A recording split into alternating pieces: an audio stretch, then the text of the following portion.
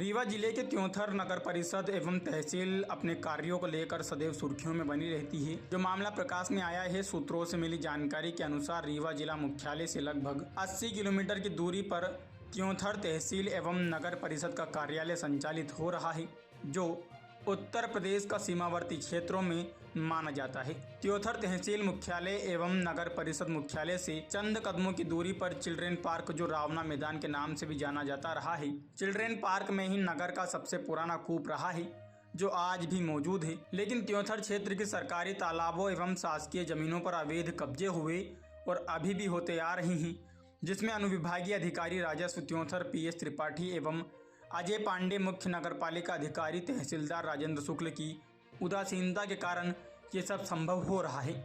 सूबे की सरकार अतिक्रमण को लेकर दृढ़ संकल्प से लेती है, लेकिन इसका असर त्योंथर में कहीं भी दिखाई नहीं पड़ता। चाहे कटरा हो, गढ़ी हो, आज अतिक्रमणकारियों की चपेट में है। वहीं चिल्ड्रेन पार्क की आवंटित भूमि पर अतिक्रमणकारियों द्वारा खुलेआम अतिक्रमण कर लिया गया है। चिल्ड्रेन पार्क की बाउंड्री वॉल को तोड़कर उसे क्षतिग्रस्त भी कर दिया गया है।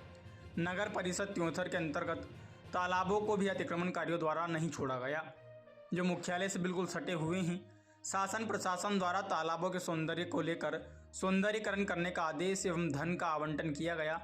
नगर परिषद के अंदर मुख्य तालाबों में सुमार, रावना मैदान का तालाब, मेहतैली तालाब, हड़िया तालाब, रखी दवा तालाब, चिल्ला ढेडर के गोंदिया तालाब, तुर्का तालाब, जो वार्ड क्रमांक 15 में आता है, जिसमें भूमाफियाओं के द्वारा पूरी तरह से अतिक्रमण कर लिया गया है। आखिरकार स्थानीय प्रशासन इस ओर क्यों ध्यान नहीं दे पा रहा? अतिक्रमण युक्त तालाबों एवं चिल्ड्रेन पार्क का कूप अतिक्रमण मुक्त हो पाएगा या इसी तरह से चलता रहेगा? यह तो भविष्य के गर्भ में स्थानीय प्रशासन एवं जिले के जिम्मेदार आला अधिकारियों को ध्यान इस ओर अपेक्षित है।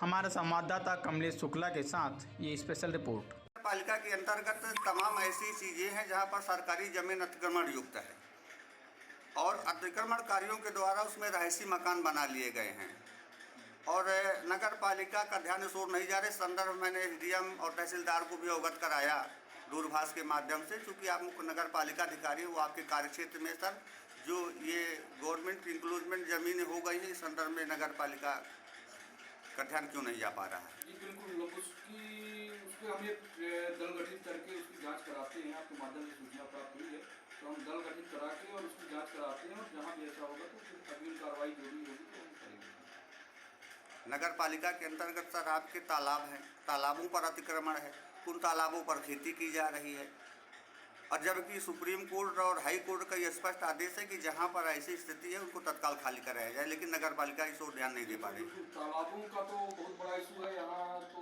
कई सारे शायद 15 से 17 तालाब हैं, शासकीय तालाब।